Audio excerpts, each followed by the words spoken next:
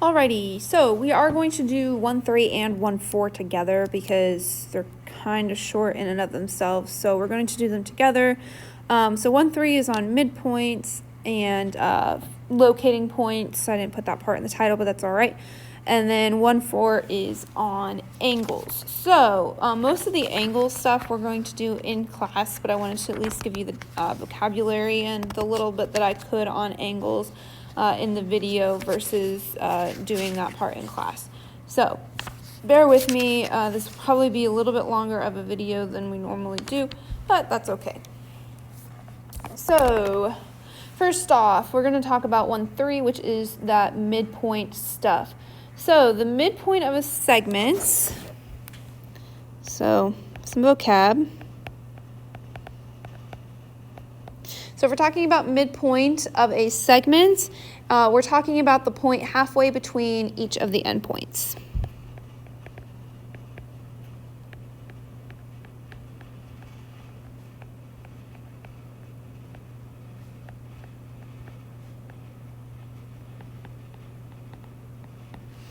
So the midpoint is the point halfway between each endpoint. So that would be saying if I have this segment here, A and B, and if I said C is the midpoint, that would mean that my segment AB is congruent to my segment, sorry, AC. That's my bad. Let me get my eraser out here. AC is congruent to BC. So that's what the midpoint is, and you can also draw your little dashes on your lines there. So you are going to be able to find midpoint. So typically you'll have some kind of coordinate. So you're going to have x1, y1, x2, y2. And there is a equation here to be able to find midpoint when you're given those kinds of things. So how do you find midpoint is you're going to take x1 plus x2 and just divide it by 2. And if you're given your y's, you could do the same thing. Or y1 plus y2 and just divide it by 2. So that's how you find midpoint, especially if it's like on a number line. And like I said, if you're given a coordinate, a full coordinate set, then you'd actually have these in parentheses with a comma in between. But overall, that's all you need. You just need to know that formula, and you need to know the midpoint makes both segments congruent to each other. Remember that symbol there means congruent. So if I give you an example here. So if I have let's start with just a plain old number or a graph here. So I'm going to draw this point here, and I'm going to say it's -6, 3.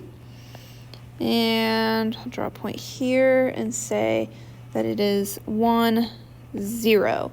And I tell you to find the midpoint. So if I say this is set 1 and this is set 2, I'm going to do my x1 and x2 first. So -6 plus 1.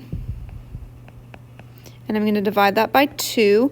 And then I'm going to do my y1 plus my y2. It doesn't matter which is which, just as long as I keep them in the same order. So in this case, it's going to be 3 plus 0. And again, divide it by 2. And I'm just going to simplify that. So I'm going to have -6 plus 1, which gives me -5 over 2. And 3 plus 0 is 3 over 2. And that's all I'm going to do. And that's as simplified as I can get. So I'm just going to leave it like that. So that means my midpoint of my line here is at -5 over 2, 3 over 2. And that would make both of these portions congruent to each other.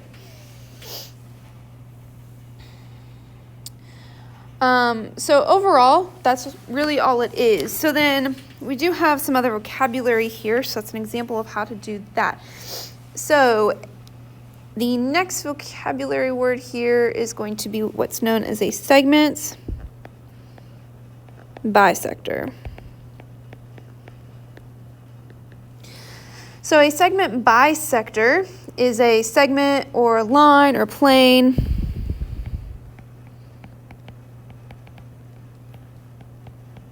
Remember, a segment has two endpoints, a line has two arrows, and a plane is that flat surface that intersects a segment at the midpoint.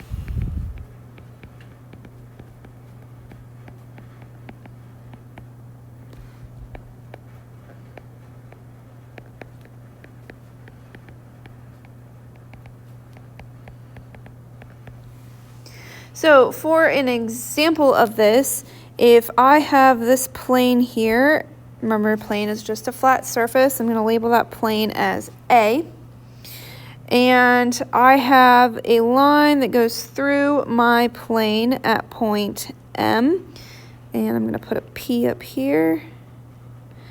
And that's just, that dotted line just means that I'm going through the plane and underneath it. And the end of that segment will be Q. And I'm going to say that this half and this half are congruent to each other. So that means that from P to M and from M to Q, those are equal to each other. Both of those lines are equal, which means that my plane A is a bisector to segment QP or PQ. Because it intersects, it goes through my line at point M, which is my midpoint. So something else that I could do here is if I draw a line, so let's give this point K. Remember, lines have something at both ends, and again, since I'm going through that plane there, I'm going to draw a dotted line. And I'm going to say that I have point L down here. Doesn't really matter. But I could also say that line KM or line KL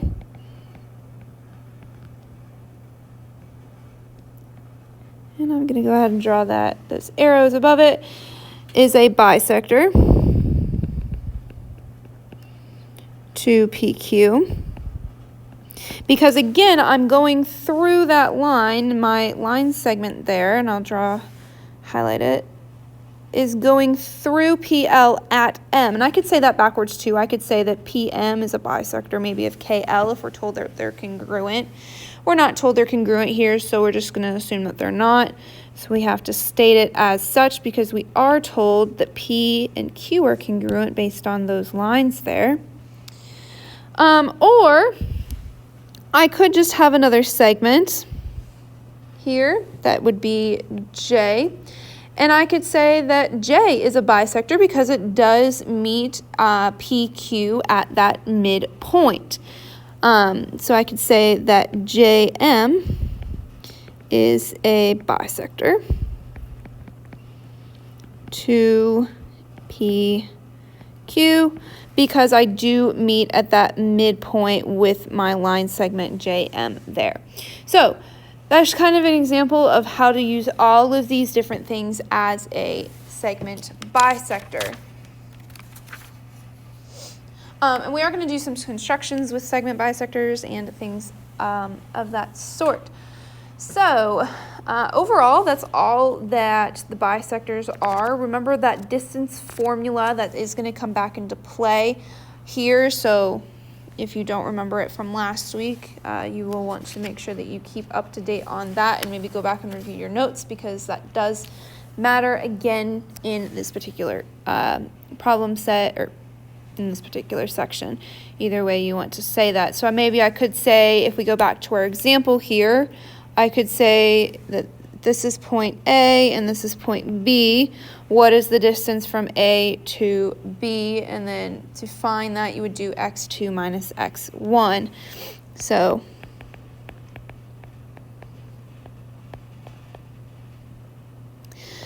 remember, that's doing x2 minus x1. So if we did that just for an example, just as a refresher, I would do 1, which is my set 2 here. So x is 1. And my set 1 is negative 6 is x. So that is the absolute value of 1 plus 6, which is equal to absolute value of 7, which is in fact 7. So my distance there is 7. So that is going to come back into play. You will need to do that with y as well. But that's the x part of it. So from this particular section, I'm going to have you do 2 different you tries, and we're going to go on to angles. So you try 1 is going to be, let's see here, I'm going to give you the line here. I'm going to say that this is point X, this is point Y, -3, -6, and 5, 6. Normally these will be given to you on a graph, but rather than me drawing out a graph and everything, I'm just drawing the line for you. And I want to know the midpoint. So it's 1 question, 2 parts, so 2 questions. And then the second part of this is I want to know the distance. So remember, I need the distance for X and for Y. Let's find the distance and then X and Y there. All right, so let's go ahead and look then at some angles, and then you will be all set. So with angles, a little bit more vocabulary here. So we've got what is known as a ray, and a ray has a segment or a point at one end and the arrow at another. So it's a line that goes on forever, infinitely, in one direction. If we have things called opposite rays, it would be having a drawing like this.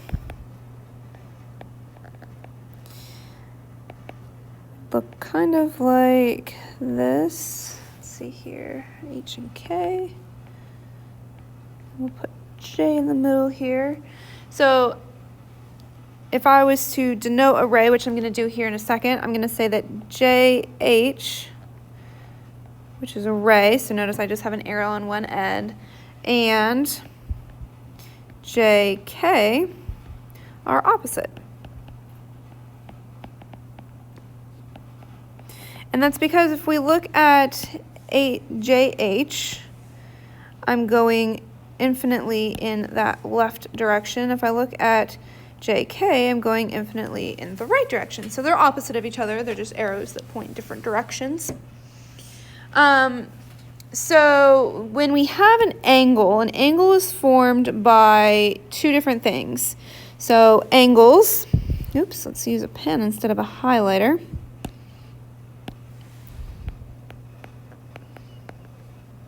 They're formed by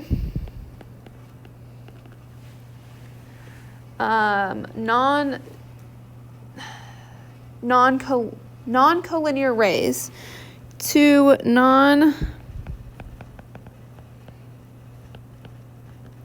So technically speaking, you could have a angle here.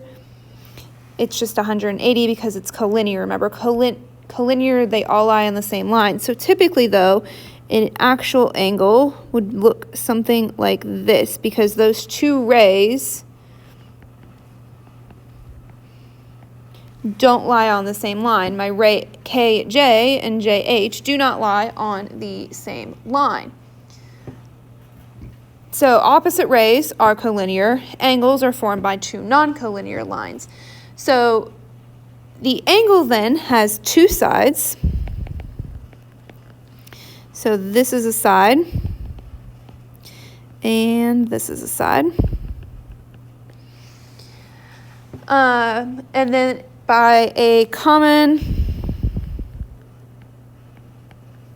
point, and that common point is known as the vertex. So J in this case is our vertex. We will sometimes have a plane with some kind of ray on the inside of it. So if I have something that is similar to this, I'm going to give it some points here. N, Q, let's put P here, and O here, then S here, and R. So sometimes I'm given this particular plane, and it's distinguished into two different parts because of that angle. I've got that top part there, and let's see here. So I've got this top part up here, and then I've got this other part on the bottom, on the other side of my ray, that forms my angles. So I have the points Q, M, and N that lie on the angle. So those points that lie on my angle are Q, M, and N. And then I also have the interior angles. So the interior points, which are typically the part of the angle that is opening up. So in this case, those blue points are my interior points. And then I also have those exterior points.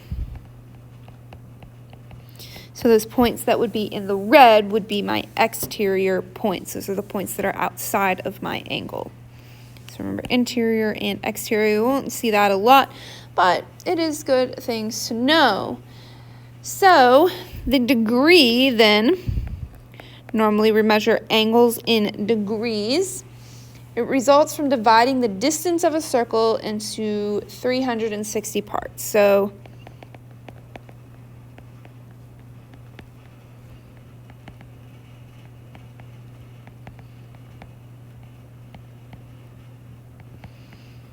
if we're thinking about a circle in general, so my circle is not very round, but I'm splitting that circle up, and I'll take the midpoint there, and my angle is decided based on what portion of my circle is being used or being, is that angle forming into. So that's how we measure degrees. We usually use a protractor. And these last few words, I think we have 3 more vocabulary terms left. Yeah, 3 more, and then most of what we're going to do with this will be done in class. So you'll be able to tell me different things about these angles. So we've got our right angle. And typically, if I use this symbol here, it's going to be talking about an angle. I usually try to write it more like this with a flat bottom. So if we have that right angle, that's going to be a 90 degrees. And typically, if I'm asking for the measure of an angle, it will look something like that, or or even write it as the measure of angle A. Typically, the second way is how I write it, but you do see it the other way as well. So then we also have an acute angle. I'll write it the other way since that's how I usually will write it, which is an angle less than 90 degrees, and then your obtuse angle, which is your angle more than 90 degrees. So typically you'll be given some kind of picture, and then you're going to say, is it obtuse, acute, something to the effect. And like I said, we'll do more with angles actually in class, but I want you to have the vocabulary now. So the next thing we have are going to be those congruent angles.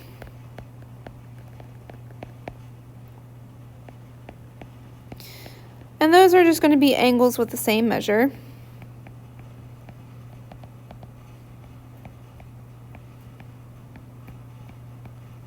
So for an example, if I have this line and I have an angle here and an angle here, these will typically be congruent, and we'll get more into why these are congruent later on. But you'll denote, kind of just like your segments with dashes, you'll denote angles the same way. So notice that my angles with 1 would be the same, and my angles with 2 little arcs would be the same measure. Alrighty, and finally, just like we have a segment bisector, we can also have an angle bisector. And an angle bisector is a segment or a ray that divides an angle into two equal or congruent parts. So for an example here, if I have the angle X, Y, Z, and I have this ray that would be W, and these two then became the same, my ray WY would be my angle bisector.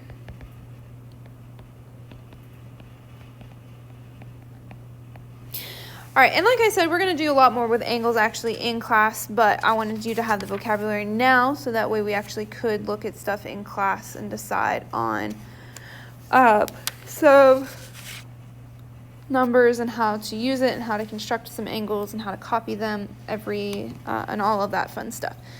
So that being said, we are going to finish up the video. There is going to be a quiz next Friday, so not this coming Friday, but the following Friday. And enjoy the rest of your day.